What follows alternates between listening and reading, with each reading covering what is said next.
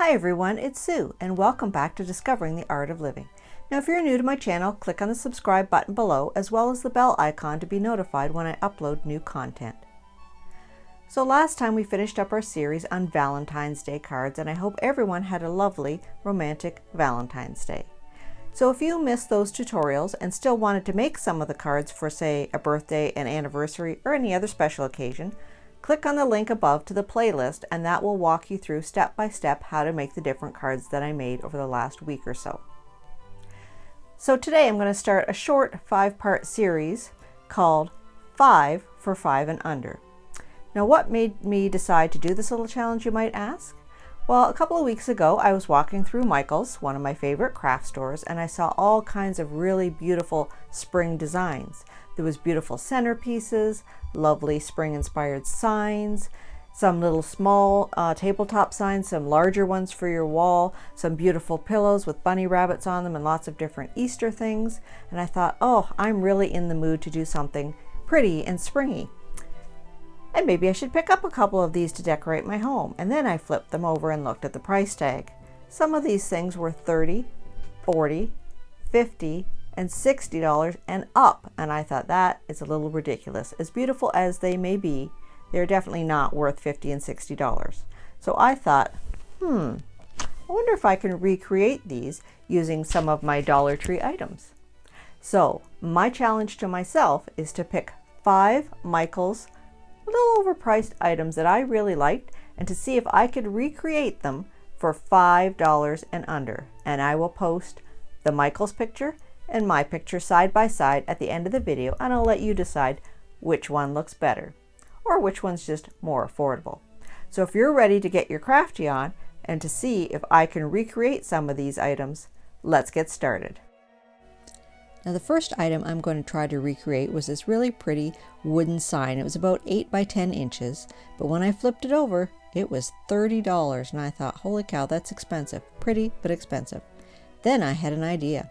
I remember picking up this mason jar decorative Halloween sign at the end of the season at Dollar Tree, and normally things are not on sale at Dollar Tree, but they must have had a lot of these left over because it was on for 50 cents. So I picked up that. Then I also had this welcome sign from the Dollar Tree and this canvas that was only a couple of dollars and some paint, and away we go. So my sign is going to be a bit bigger because the mason jar that I was working with was larger. So I used a 16 by 20 inch canvas. You can use any size you like, and you can just draw the mason jar on if you like. So first of all, I put down some wax paper to protect my work surface. Then I used some light and dark brown paint mixed together to get kind of a medium shade, and I completely covered the welcome sign with 2 coats of paint. Then I let that dry thoroughly.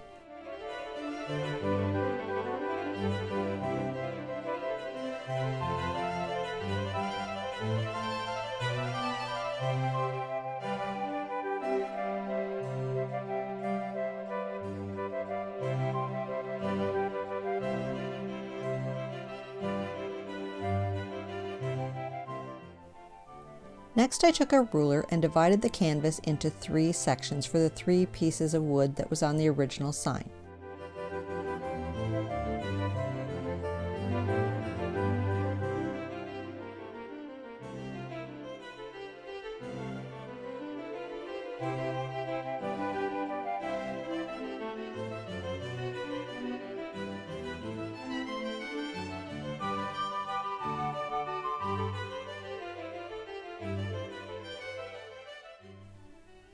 Then I took a wide foam brush, dipped it mostly into white paint, dipped a little bit of brown on either side, and stroked straight up and down to kind of recreate the wooden look.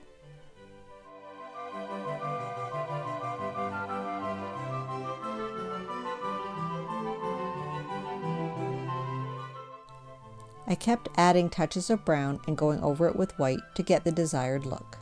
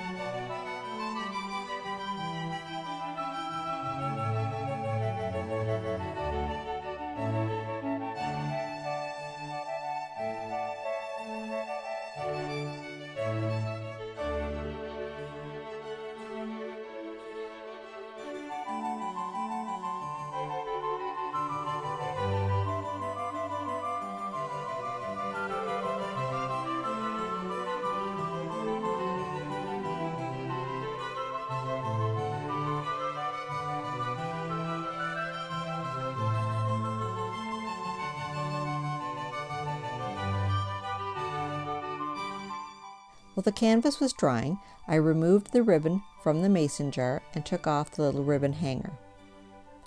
Then I tried to remove the price tag on the back, and it was really stuck. So a little trick I learned was to go over it with the hairdryer on a really hot setting for a few minutes and peel it off, and that got rid of most of it. Then the residue, I just took some light grit sandpaper and went over the back, and that got rid of most of it.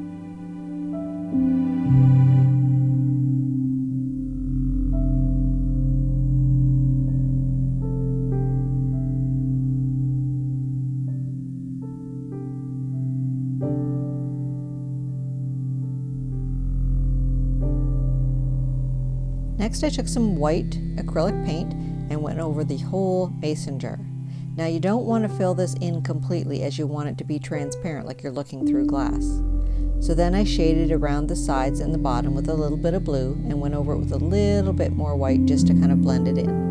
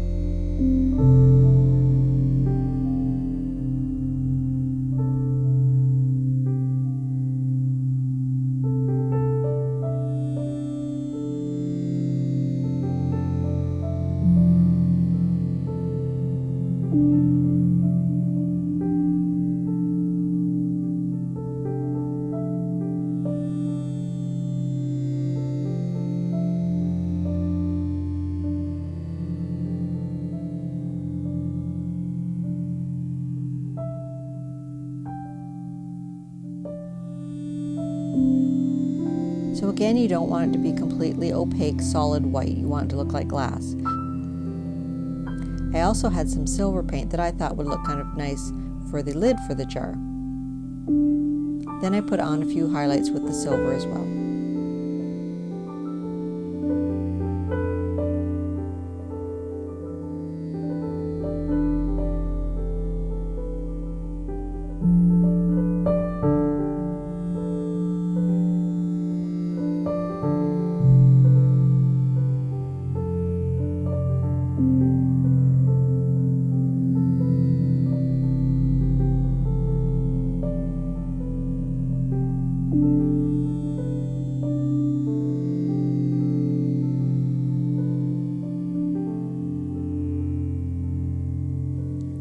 Next, I used my trusty Gorilla Glue, but you could probably use hot glue or any kind of super glue, or even just regular white glue, to glue the welcome sign onto the jar and glue the jar onto the canvas.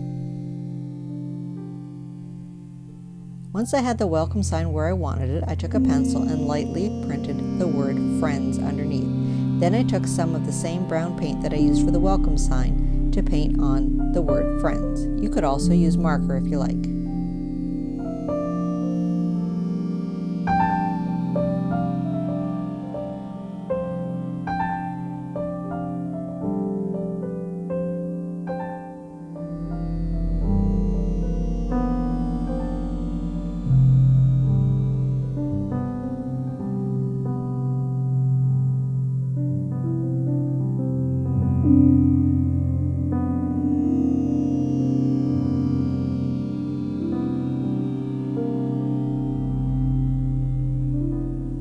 Now I apologize here, I didn't have the camera in the right spot to capture me just drawing on the base shape for the flowers, but I will zoom in a little later. So I kind of just drew on basic shapes for the flowers and vines where I wanted them, and then just did some base colors. Now I wasn't trying to match the flowers in the picture exactly, just kind of giving them a little bit of a whimsical flair.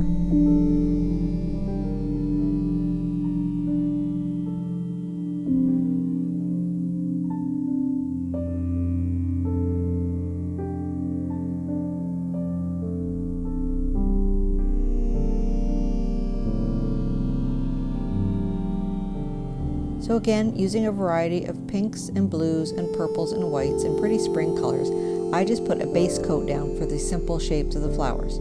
Then I went in with some darker shades to put in the different petals and leaves and some highlights here and there with the white paint. Use your imagination.